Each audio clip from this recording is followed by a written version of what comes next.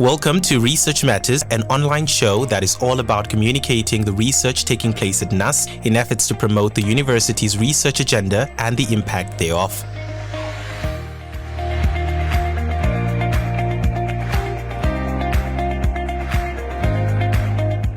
Right, welcome to Research and Innovation Matters, a podcast by the Directorate of Research, Innovation and Partnerships at the Namibian University of Science and Technology. In this episode, we feature Professor Heike Winschiers-Theophilus, UNESCO Chair in the Digital Technology Design with Indigenous People and a trailblazer in inclusive innovation. With over 2 decades of work breaching software engineering and ingenious knowledge systems, as well as Professor Heike's research challenges. We'll be speaking about her dominating the tech regimens, or pedagrams rather, by centering community voices, culture, and co-design. Now, from youth-focused AI to virtual reality storytelling and sustainable energy projects, she shows how innovation rooted in indigenous worldviews can shape ethical, inclusive, and context-relevant technologies. Join us as we explore the power of multiversal knowledge and technology systems to drive real change locally and globally. Right, now, Ms. Heike, what would you like us to refer to? You say Professor Heike is fine, but yes. I think I'm going to go with Professor Heike Theophilus. Can we do that? Okay, perfect. Now, you are a trained computer scientist, yet you work in deeply community-oriented work. So what inspired the shift or evolution in your research path? Okay. Maybe let me start where I started many years back. I studied computer science in Germany.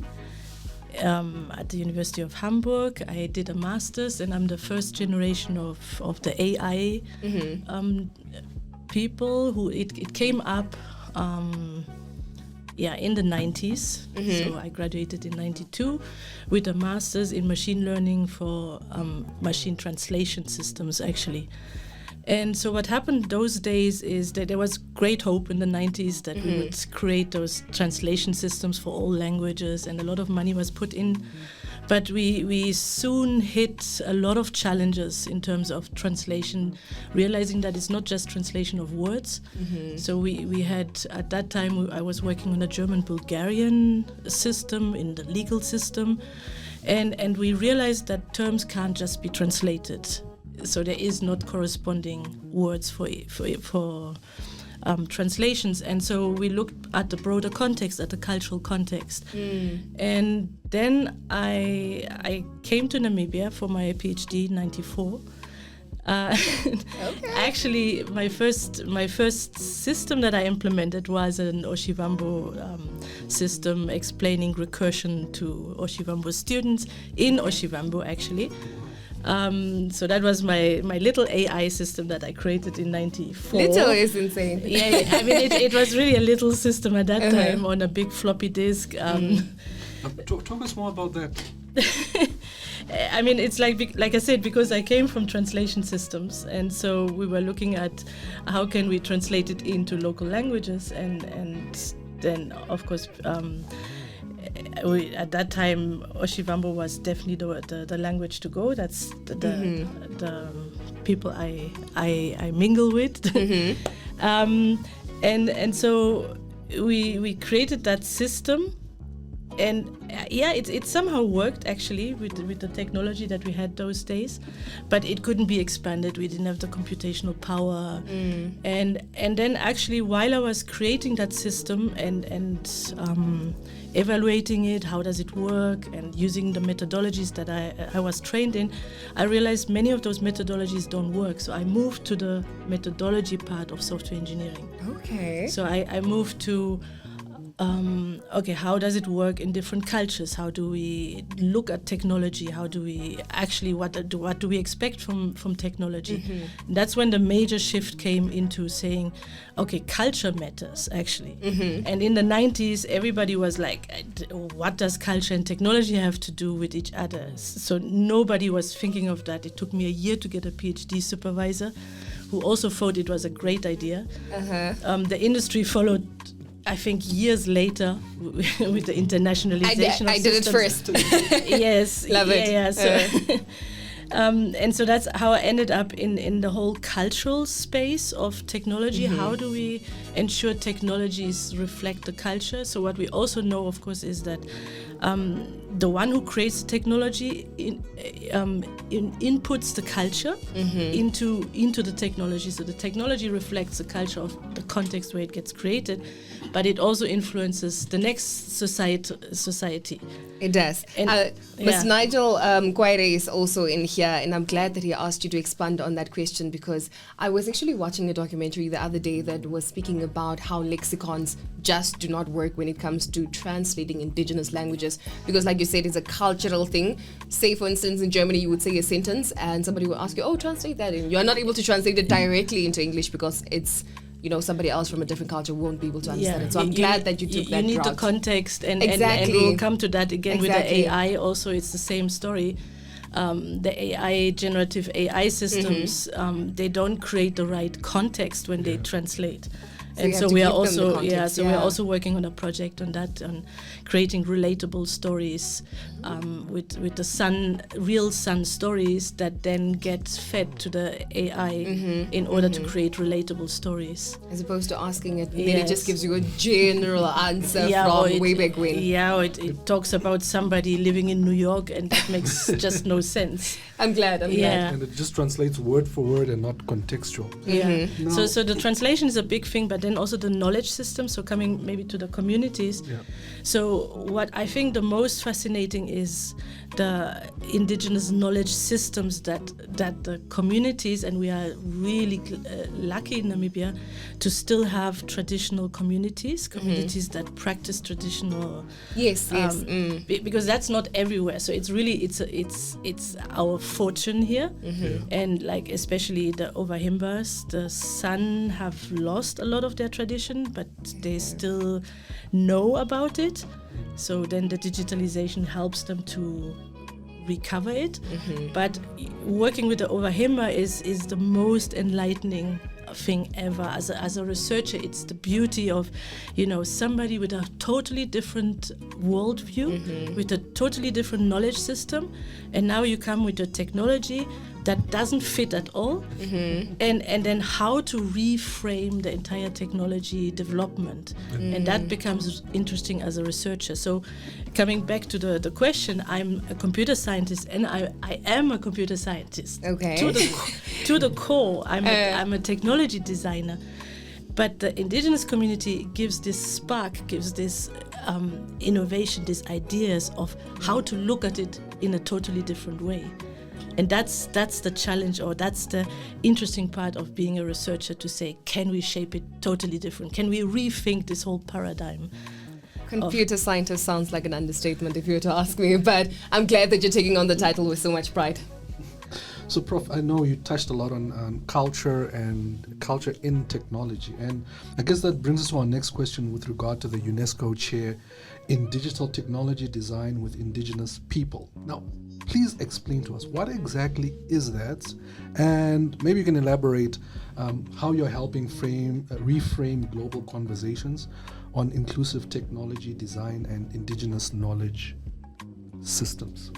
Okay, so the UNESCO Chair is a title that is awarded by UNESCO, and it was given to us as a team. So it's the whole team, the UNESCO. So I'm the chair holder of the chair.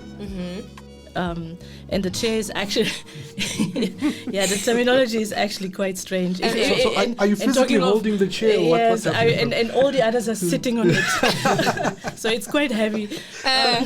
Because our team is a big title. No, chair holder is actually, if you think about it, it's a holder of a chair. Yes. I can't even sit on it, but yeah. And then I have a big team. So we have been working since 2008. We have been shaping that Indigenous knowledge cluster in the digital era, and then that whole team got the title of UNESCO Chair now. That means we are recognized by UNESCO as working on something that is of relevance to, of course, the UNESCO agenda. And so the title is really good because, one, we get more visibility, but two, where UNESCO is really good is in terms of bringing people together and implementation.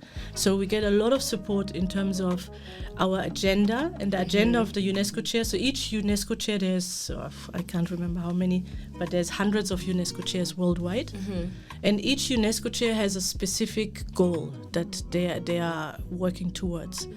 And in our case, our team is working to leveraging emerging technologies to safeguard indigenous knowledge systems and to reintegrate, that's another important one, to reintegrate indigenous knowledge in formal education. So we are working towards bringing whatever we design together with the communities,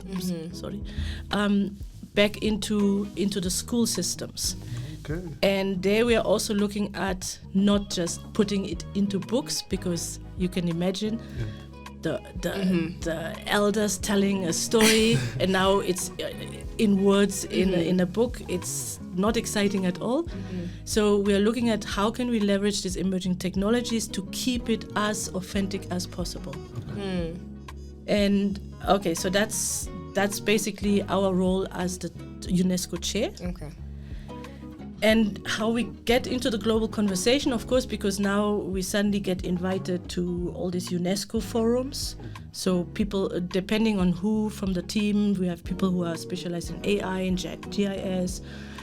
Depending on what the forum is about, one of our team members travels and brings the message of what we have worked on with the indigenous communities. And I think that's the most important.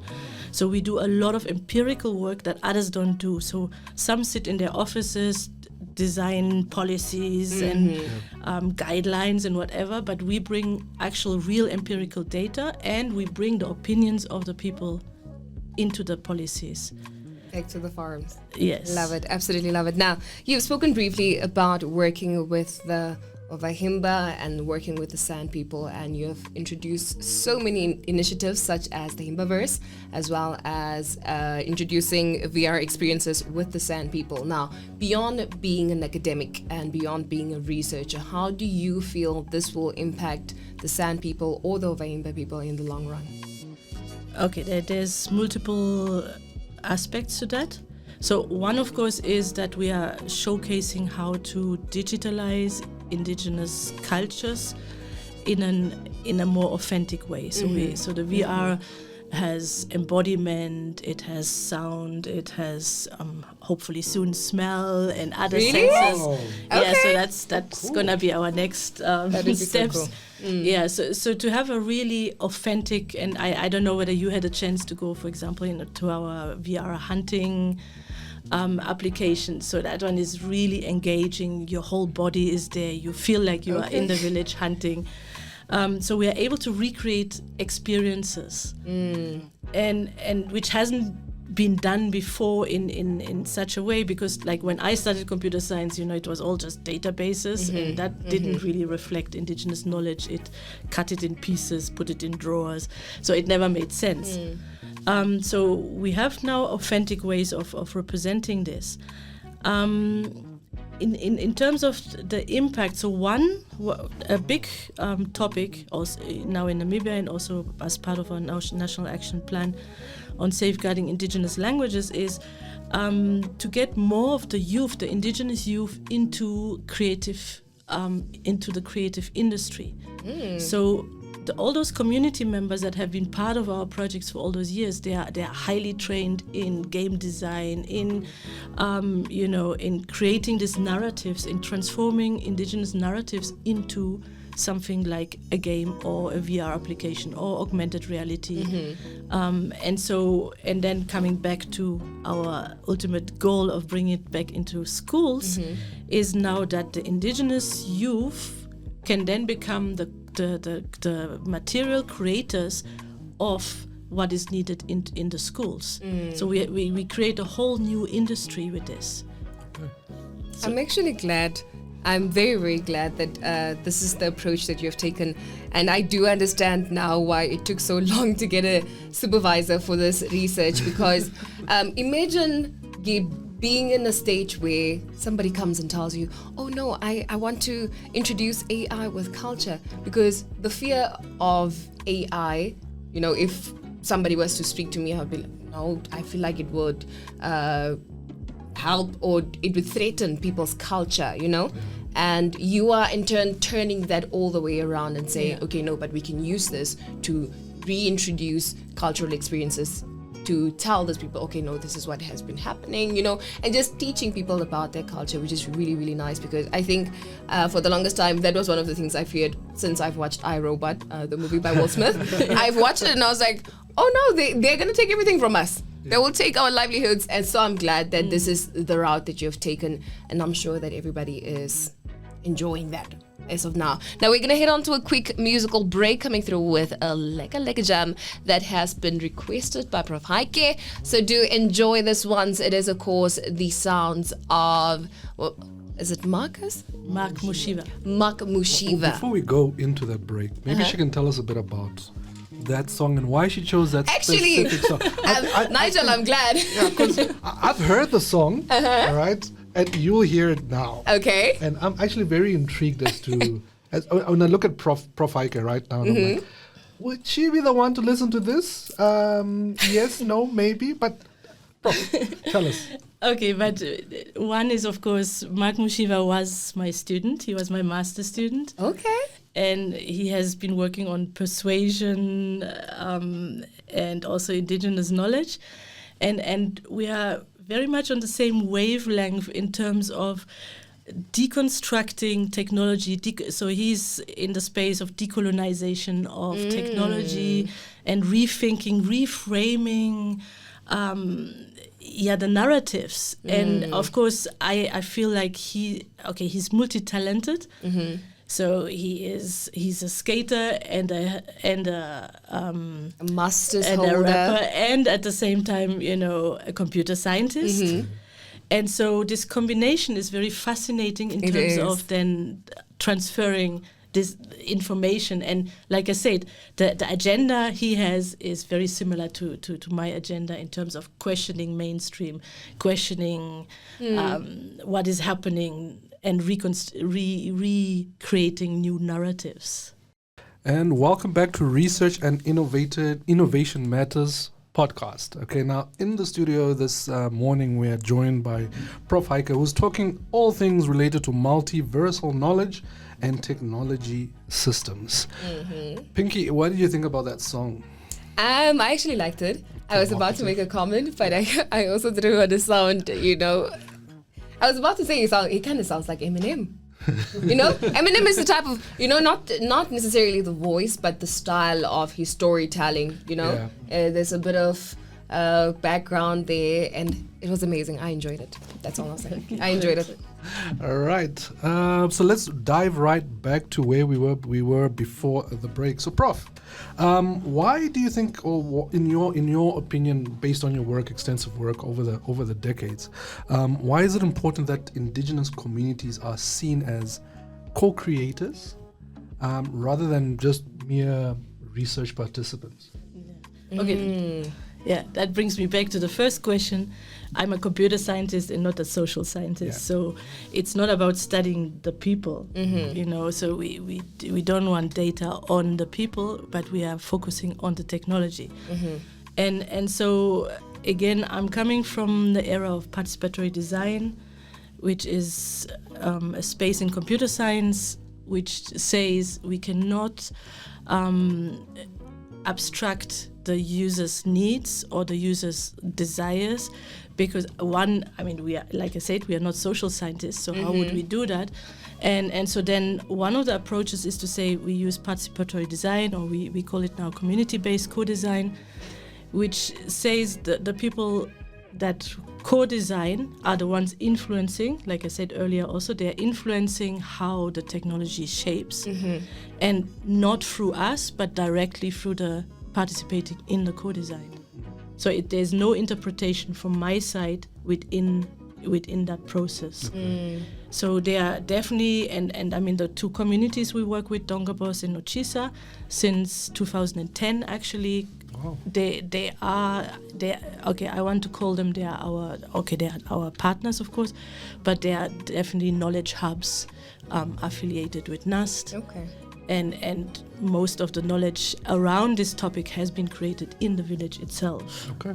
Explain more on knowledge hub, Prof. So the idea is, I mean, there's a whole concept of how knowledge is created, disseminated, and there's a whole I don't want to say mafia system around it. There's a whole publication with money involved, who pays for what, who has access to what, and so maybe I could just bring my little agenda on the side here. So Namibia is a middle income country, so we pay a lot for open access, whereas other researchers in countries, in first world countries or in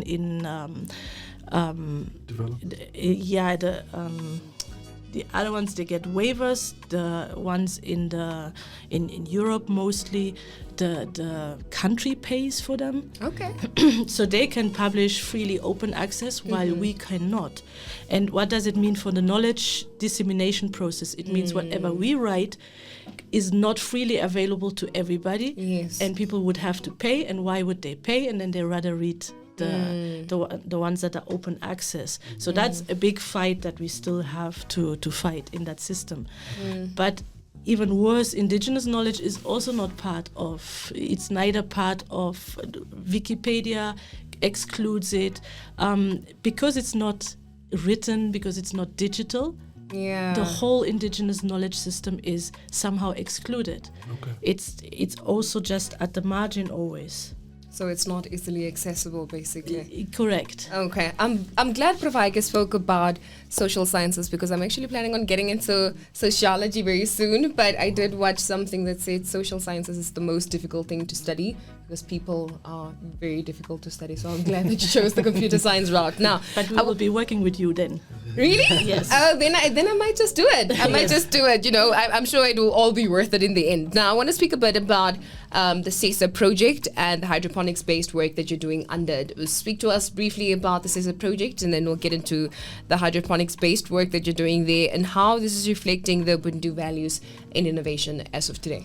Yeah, okay, so the CESA project is a totally different project from all the others. It's on smart energies. Ooh, okay. It's an EU-funded project with more than 30 partners, so it's very complex.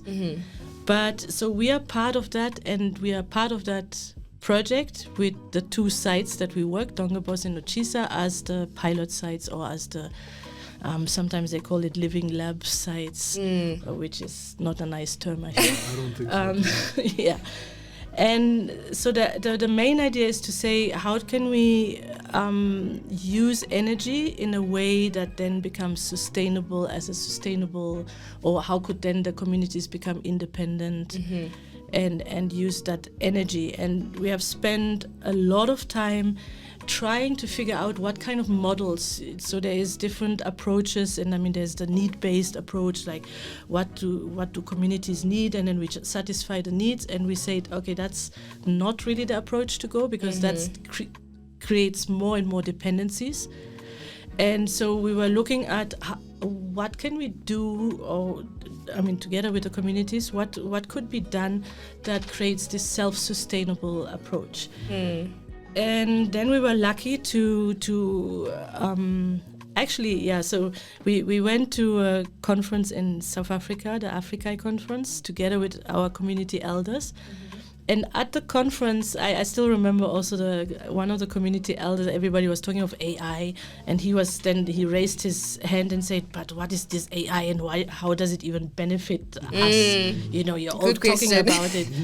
And then from there we met Sarina Till, who was working in hydroponics, and we became collaborators. So since then, she brought about 6 hydroponic tents to Namibia, directly deployed them to the communities. 2 of them are on NUST campus, 2 in each community, and then we worked on that. And I think the interesting part about the hydroponics, so it's an AI IoT hydroponic system. Okay. So the AI controls the growth, the health of the plants, measures pH, measures nutrients, and all these things.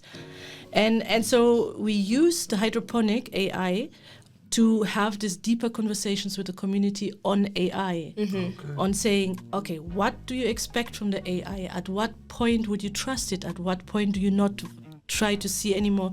Does it take the right decisions? And so what is really interesting in that project is that we are all new to that. So it's not that we are experts in hydroponics or in growing plants, neither are the communities. Okay. So it's really a research project where we are all starting at the bottom and trying to figure out how do we model the AI to do what it is supposed to do in that context. And so the community is tweaking it around and it's looking a learning at process, yeah. Yes, but they're the ones, because they're with it all the time. So they're now tweaking it around, changing it, and then giving information on how these AI models need to be retrained and what the interfaces should be. And then maybe talking about the Ubuntu concept is like, I mean, the Ubuntu, I am because you are, so it becomes interesting when AI now gets an entity. AI becomes like another person, nearly. Okay. And so then we are trying to see what's the negotiation between community members and the AI as an entity? What do they negotiate? Which parts do they give to the AI to do? Which parts do they keep the control of? And it's really about deciding, okay, this part, the AI is better than we, let's do it. AI can measure the pH much better than we going in there by hands every day. So let's give that part to it. Let's give the calculations to it. Let's give whatever. But so it's the community who really rethinks what does AI within the community, what's the role of AI within the community. And it's really a beautiful turnaround from the original question, what does AI do for us in the community? Interesting. And I think that also brings us to the next question with regard to misconceptions about AI and community and indigenous knowledge and emerging technology. So basically my question would be then, what would be the biggest misconceptions about indigenous knowledge in the technology space, and how do we navigate ethical engagement? Okay, I mean the misconception is also about people, right? Because there's a lot of talk about computer literacy and training people, and those elders can never understand, and of course they cannot understand because the technology was designed wrongly, right? But so what we have seen now in the community is also like the elders who have been designing the technology with us, they know exactly what it can do and what it can't do. Okay. And they are not simple users, but they are actually designers of it. Okay. And so that becomes then interesting in that space to say, okay, yes, in principle, in the original design, like I said earlier, the databases in indigenous knowledge, which is a holistic system and not put in boxes, that one, of course, is incompatible. But as we move with emerging technology, the more indigenous communities get involved in technology design, the more technology shapes and becomes compatible, actually. Okay. I want to speak briefly about what your take would be on young researchers getting into the field. I don't mean to toot my own horn, but I'm at the first level of research. I'm an honors student, and this is perfect. I'm glad that you came in here today, because I want to ask how you would say that young research or innovators who want to center people, culture, and justice in their work should go about it? Because my research topic right now, I'm thinking, I shouldn't have done it because I'm looking at how prisoners are being affected by rehabilitation systems and how that is affecting their reintegration. So it's just a lot. But what would your advice be to a young researcher like myself?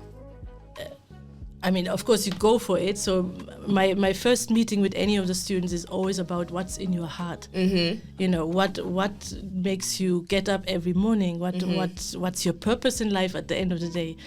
And then the field you studied is a tool. So whichever you studied, any of the subjects you studied is helpful if then your purpose in life or your aim is to work for justice, for example. You don't need to be a lawyer. You can leverage technology for it. You can leverage communication for it. Any of the disciplines, engineering, design. So things that you think don't fit together, but they actually do. So my advice is always use the knowledge you have, what you learned, the discipline you have, combine it with your heart, and then go for that. And that makes you the best researcher ever. Okay. Perfect. Well, that is well put. I'm going to tell everybody in class next semester, you guys better put your heart into this. You better put your heart into this. Yeah. Because I think research is so taxing, you know. It takes a lot of money, it takes a lot of effort. So you might as well do something that you genuinely want to do, what something you love. you're passionate about. Yes. Yeah, exactly. So I'm glad that you said put your heart into it. Now, Prof, I think we've spoken a lot. We have. And It's only a few minutes. It's only a few minutes. Yeah. I can speak for hours.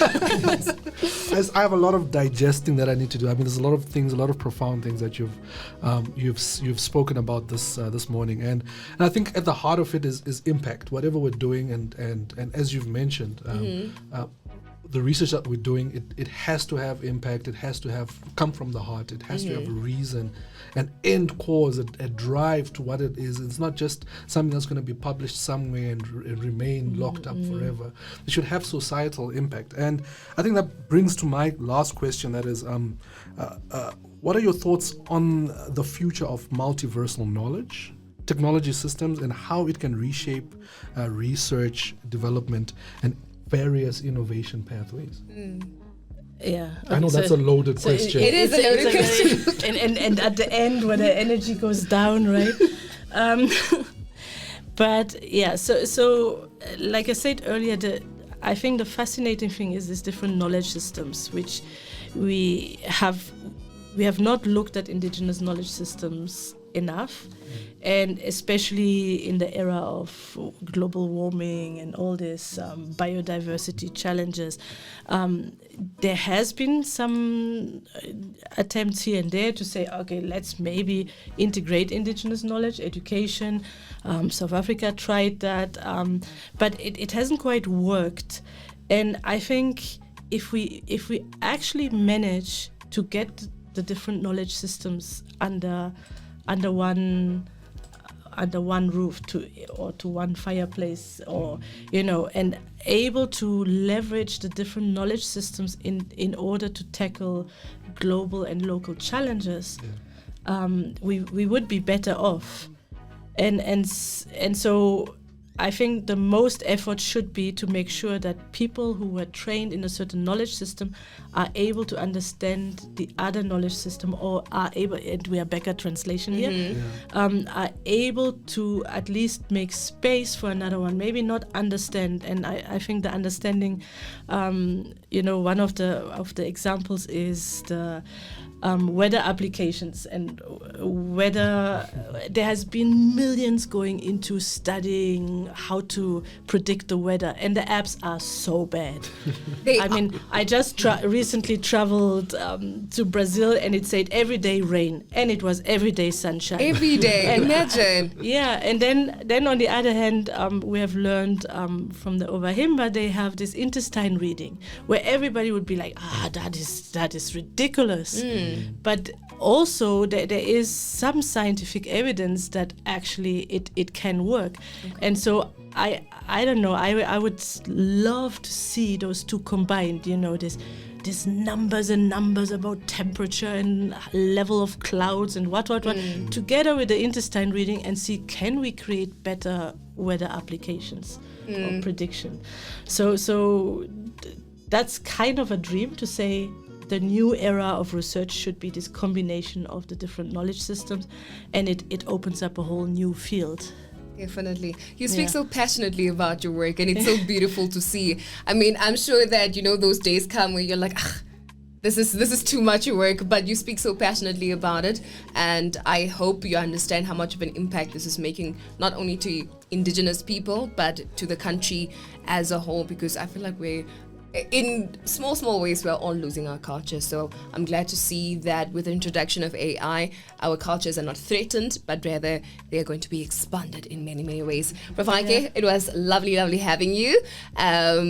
Definitely going to fall into the social sciences. Maybe I'll give you a call when I do, but I'm sure you have a lot of work. So with that, we're going to let you go. But on the yellow benches, we have a bit of a culture here where we ask everybody that's in studio what is a quote that keeps them going on a day you feel like, should I really be going out into the field today? What is something that keeps you going? I would like to hear from Ms. Nigel as well on this one. Just a short quote. First. Pinky, how can you put me on the spot like I this? have to. I have to. It's a culture. But we didn't know about that culture. Yeah. Now you know.